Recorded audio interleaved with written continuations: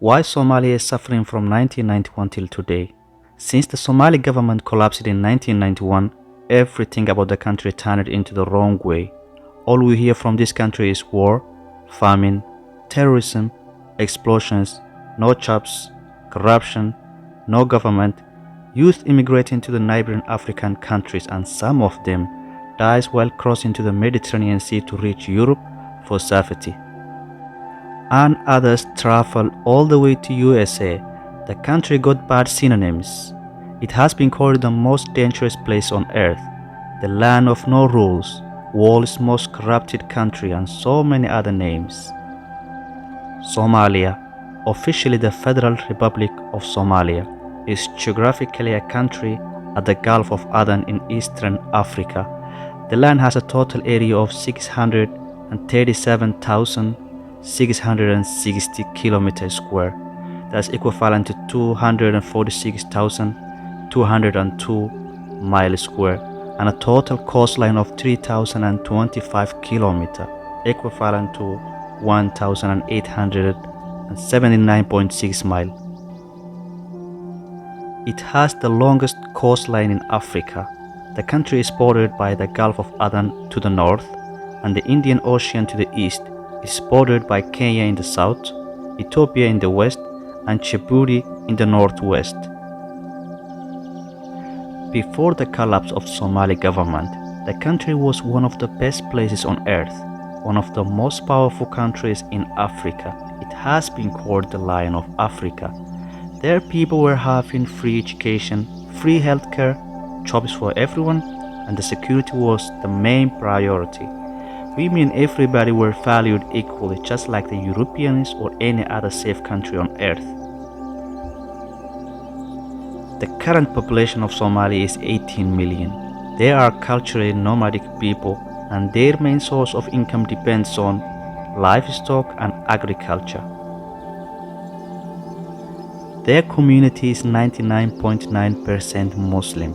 They are mostly lookalikes, and they speak one single language called Somali, and they have got no cultural differences, but they are having bigger problems: tribalism and terrorism. Tribalism is simply the biggest catastrophic thing they are struggling with. Even the country's elections are clan-based elections. The biggest clan rules, while minority have no rights to rule the land. The president and the prime minister must come from the two biggest clans, Darod and Hawiye. Others like Dir and Digili Mirifle are allowed to be the speaker of the parliament, a member of a parliament, or a government ministers.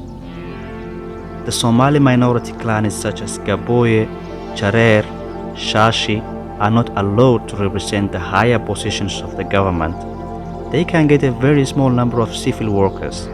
They are being discriminated by their people, but keep in mind those minority clans are the ones with the highest productivity, skills and talents.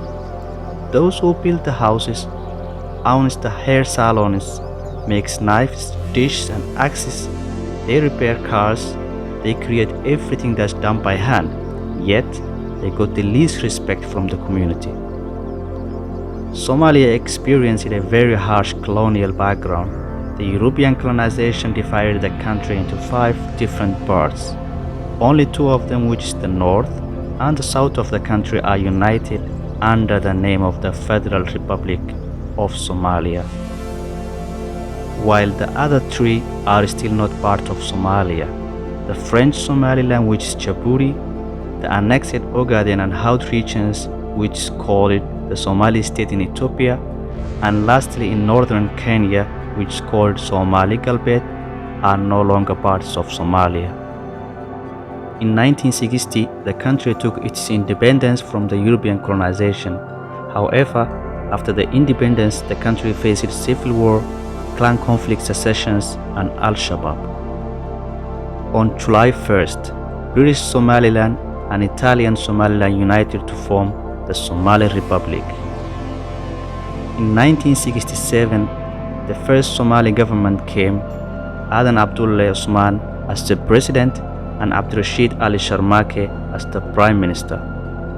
Unfortunately, on October 1969, Sharmake, president from 1967 till 1969, was shot dead in Las Anod, Seoul region, by his bodyguard. After his assassination, the military leader, Major General Siad Barre, took the rule immediately and became the new president of the country. During Barre's rule, the country moved forward, built one of the strongest armies in Africa. His government succeeded to give free education and healthcare.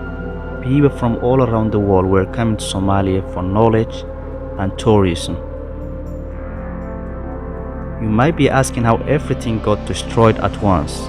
During Siad Barre's rule from 1969 till 1991, the biggest incident was the war against Ethiopia. In 1977, Ogaden, the Somali state in Ethiopia, war broke. Barre fought against Ethiopia because he wanted to make the Ogaden state free from Ethiopia and make them reunite with the great Somalia. Barre's army succeeded at the first stage of the war and defeated Ethiopia's army, but Ethiopia got a bigger helping hand from Soviet Union, Cuba, Yemen, and some other countries. Together, the Allies helped Ethiopia stop Somalia to reunite with Ogaden state. After Ogaden War, Barre's government became increasingly unpopular. Many Somalis suffered their life under the military dictatorship, eventually leading to the Somali Civil War. In 1991, Barre's regime was ousted from the capital by a group of clan-based opposition backed by Ethiopia. On May 1991, Isaac clan from two regions in northern Somalia came together for a clan-based conference. They called themselves Somaliland and decided separation from all the other 16 regions of the country. But Somaliland has not been recognized by any foreign government. In the beginning of 1990, Somalia was characterized as a failed state due to the lack of reliable authority. On 3rd December 1992, United Nations Security Council created UNISOM peacekeeping troops led by the United States, but everything didn't work as planned. On October 1993, United States peacekeeping troops fought against armed factions led by General Muhammad Farah Aidid. 19 American troops were killed and more than 1,000 civilians and militia were killed in Mogadishu. The raid was presented in the famous movie Black Hawk Down. On 3rd March 1995, United Nations peacekeeping troops, including United States troops, withdrew from Somalia.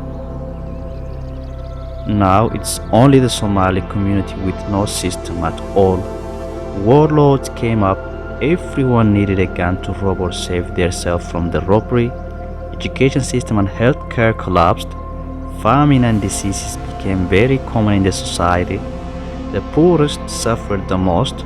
Women and children experienced the ultimate problems, and human rights did not exist. 32 years later, since Somalia was labeled as a failed state, Somali people went through their toughest times. As we speak, a federal government exists in Somalia. However, the system is not reliable and the community are unsure of what's coming next. Please subscribe.